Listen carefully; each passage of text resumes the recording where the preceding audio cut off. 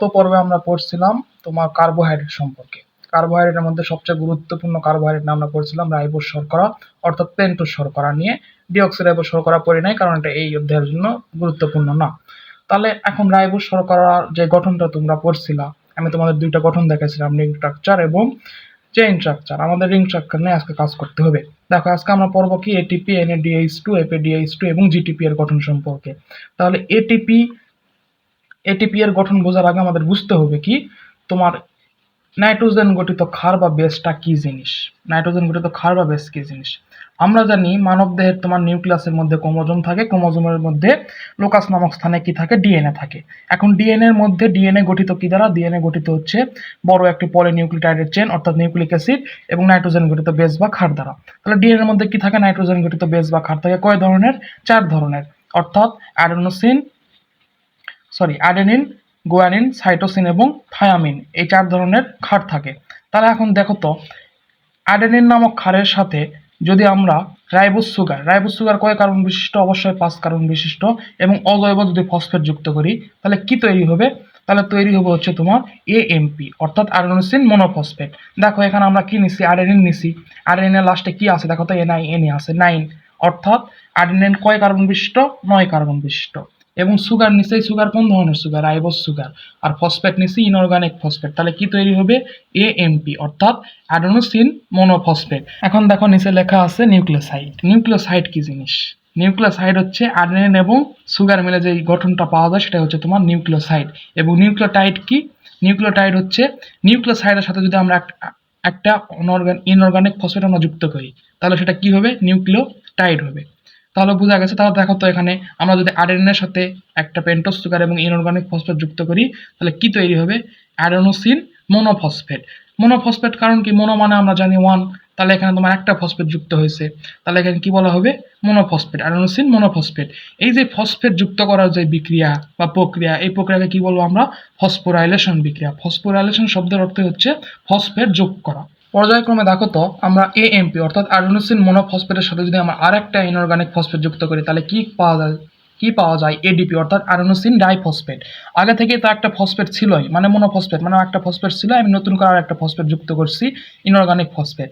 তার নাম কি হবে? Adenosine diphosphate. আবার দেখো তো ADP আছে, ADPর সাথে যদি আমরা আরেকটা ইনঅর্গানিক ফসফেট যুক্ত করি তাহলে কি হবে? ATP তৈরি হবে। কারণ কি? আগে থেকে ডাইফসফেট ছিলই, সাথে আমরা আরেকটা অতিরিক্ত ফসফেট যুক্ত করে তৈরি করছি কি? ATP। ATP এর ফুল ফর্ম কি? Adenosine triphosphate. Adenosine triphosphate. Adenosine triphosphate মানে কি? অবশ্যই এখানে তোমার 3টা ফসফেট থাকবে। ট্রাই শব্দের অর্থ হচ্ছে 3। দেখো এখন আমরা এখানে একটা গঠন তোমার ভালো করে বোঝার চেষ্টা করি। এখানে আমরা নিছি কি? রাইবোজ সুগার, তার সাথে নিচে আমরা অ্যাডেনিন নামক ক্ষার। এখন অ্যাডেনিন ক্ষার কয় কার্বন বিশিষ্ট? 9 কার্বন বিশিষ্ট। তাহলে অবশ্যই কয়টা তোমার রিং তৈরি হবে? অবশ্যই 2টা তৈরি হবে। তার সাথে আমরা কি নিছি? 3টা অজৈব ফসফেট। এখন এটা ভালো করে বোঝার চেষ্টা করো। তাহলে তোমার অ্যাডেনিনের 9 নম্বর কার্বনের সাথে রাইবোজ সুগারের 1 নম্বর কার্বনের একটা বন্ধন তৈরি হয়। এই বন্ধনকে আমরা কি বলবো? গ্লাইকোসাইডিক বন্ধন।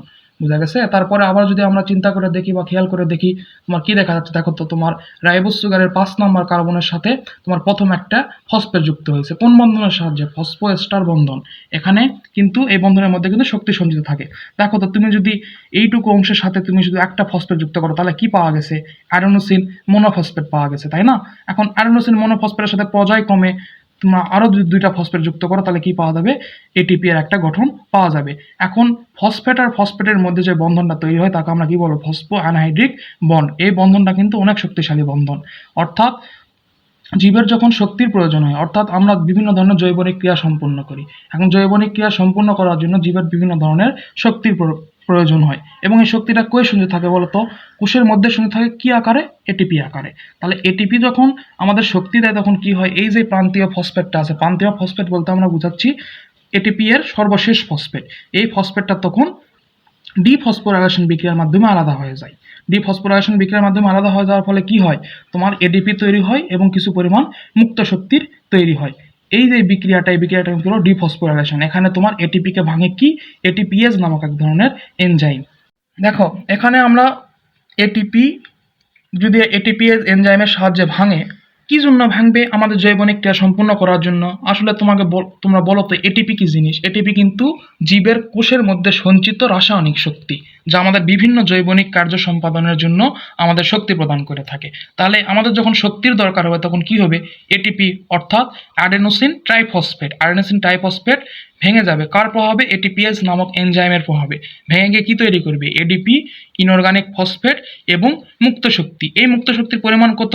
7.3 কিলোক্যালোরি। এখন তোমরা বলো তো এই যে মুক্ত শক্তিটা তৈরি হলো এটা কিসের প্রভাবে তৈরি হইলো? ওই আমরা দেখছিলাম এটিপি এর গঠনের প্রান্তীয় ফসফেট। প্রান্তীয় ফসফেটের সর্বশেষ যে বন্ধনটা, এই বন্ধনটা খুবই শক্তিশালী বন্ধন। কি বন্ধন? ফসফো অ্যানহাইড্রাইড বন্ধন। এই বন্ধনটা ভেঙে যাওয়ার ফলে কি হয়েছে? মুক্ত শক্তির তৈরি হয়েছে কত? 7.3 কিলো ক্যালোরি। এখন নিচের চিত্রটা একটু খেয়াল করো, আমাদের বইয়ে দেওয়া আছে, তোমরা অনেকে বোঝো না। দেখো এখানে আমি একটা এটিপির গঠন আঁকাইছি। এখন এটিপির জন্য কি কি দরকার হয়? অ্যাডেনিন নামক ক্ষার দরকার হয়, পেন্টোজ সুগার দরকার হয় এবং 3টি অজৈব ফসফেটের দরকার হয়। এখন আমাদের যখন শক্তির দরকার হবে তখন কি হবে? এটিপি এর সর্বশেষ যেই বন্ধনটা আছে অর্থাৎ প্রান্তীয় ফসফেটের যে বন্ধনটা, এই বন্ধনটা তোমার বিচ্ছিন্ন হয়ে যাবে। কোন বিক্রিয়ার সাহায্যে? ডিফসফোরিলেশন বিক্রিয়ার সাহায্যে। অর্থাৎ ডিফসফোরিলেশন বিক্রিয়া মানে তোমার ফসফেট বের করে দেওয়া। এখন ফসফেট যখন বের করে দিবে তখন কি হবে বলতো? তখন তোমার মুক্ত শক্তির একটা প্রভাবের ফলে তোমার কি হবে? শক্তি তৈরি হবে। কত শক্তি? 7.3 কিলো ক্যালোরি শক্তি। এবং এই শক্তি দ্বারা কি করবে? জীব তার জৈবনিক ক্রিয়া সম্পন্ন করবে। দেখো এখন এখান থেকে যদি একটা ফসফেট চলে যায় তাহলে ডিফসফোরিলেশন বিক্রিয়ার মাধ্যমে কি তৈরি হবে? এডিপি তৈরি হবে অর্থাৎ আডেনোসিন ডাইফসফেট। ওই যে দেখো এখানে আরেকটা ইনঅর্গানিক ফসফেট কিন্তু আলাদা হয়ে গেছে। প্রথমে ছিল 3টা, এডিপির ক্ষেত্রে কি হয়ে গেছে? একটা তোমার আলাদা হয়ে গেছে। কোন বিক্রিয়ার প্রভাবে? ডিফসফোরিলেশন বিক্রিয়ার প্রভাবে। এখন আমরা যে খাদ্য গ্রহণ করি বাইরে থেকে, উদ্ভিদের থেকেই তো পাওয়া যায় খাদ্য, তাই না? তাহলে উদ্ভিদের খাদ্য খাওয়ার ফলে কি হয়? আমাদের শরীরে বিভিন্ন ধরনের শক্তি তৈরি হয়। এখন এই শক্তিকে কাজে লাগিয়ে বা আমরা যে গৃহীত শক্তি আমরা গ্রহণ করি, এই গৃহীত শক্তিকে কাজে লাগিয়ে পুনরায় আবার এডিপি তোমার ফসফোরাইলেশন বিক্রিয়ার মাধ্যমে এটিপি তৈরি করে।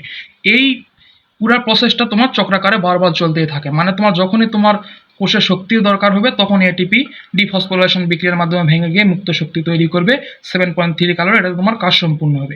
পুনরায় এডিপি এবং ইনঅর্গানিক ফসফেট আলাদা হয়ে যাবে। তারা আবার ফসফোরাইলেশন বিক্রিয়ার মাধ্যমে তুমি যে গৃহীত শক্তি তুমি পাইছো বাইরে থেকে, এখান থেকে এই শক্তিকে কাজে লাগিয়ে ফসফোরাইলেশন বিক্রিয়ার মাধ্যমে তোমরা পুনরায় এটিপি তৈরি করবে। এই জন্যই এটিপি অর্থাৎ আডেনোসিন ট্রাইফসফেটকে কি বলা হয় দেখো তো? জৈব মুদ্রা, রিচার্জেবল ব্যাটারি, শক্তি মুদ্রা এবং বায়োলজিক্যাল কয়েন। এখন জৈব মুদ্রা কেন বলা হয়, রিচার্জেবল ব্যাটারি কেন বলা হয়? এখন তোমরা পরীক্ষা তোমাদের খ নাম্বারের প্রশ্ন আসে রিচার্জেবল ব্যাটারি কেন বলা হয়, তোমরা কি বলবা? যেমন একটি ব্যাটারিকে রিচার্জ করার পর সেটি আমাদের বিদ্যুৎ শক্তি দেয় এবং পুনরায় তাকে চার্জ করতে হয়। দেখো তো এটিপিও কিন্তু সেম জিনিস ছিল। এটিপি সেম জিনিস ছিল না? আমাদের যখন শক্তির দরকার হচ্ছিল সে তখন ডিফসফোরিলেশন বিক্রিয়ার মাধ্যমে কি করছিল? আমাদের মুক্ত শক্তি দিচ্ছিল অর্থাৎ শক্তি নির্গত করছিল। এই শক্তিকে কাজে লাগিয়ে কিন্তু আমরা আমাদের জৈবনিক ক্রিয়া সম্পূর্ণ করছি। সে কিন্তু পুনরায় আবার এডিপি তৈরি করছে। ওই এডিপি আবার আমাদের গৃহীত খাদ্যকে শক্তি হিসেবে গ্রহণ করে সে কিন্তু পুনরায় আবার এটিপি তৈরি করছে। এই যে চক্রাকারে চলতে থাকে, এই জন্য তোমার এটিপি কি বলা হয়? জৈব মুদ্রা, রিচার্জেবল ব্যাটারি, শক্তি মুদ্রা বা বায়োলজিক্যাল কয়েন ইত্যাদি বলা হয়।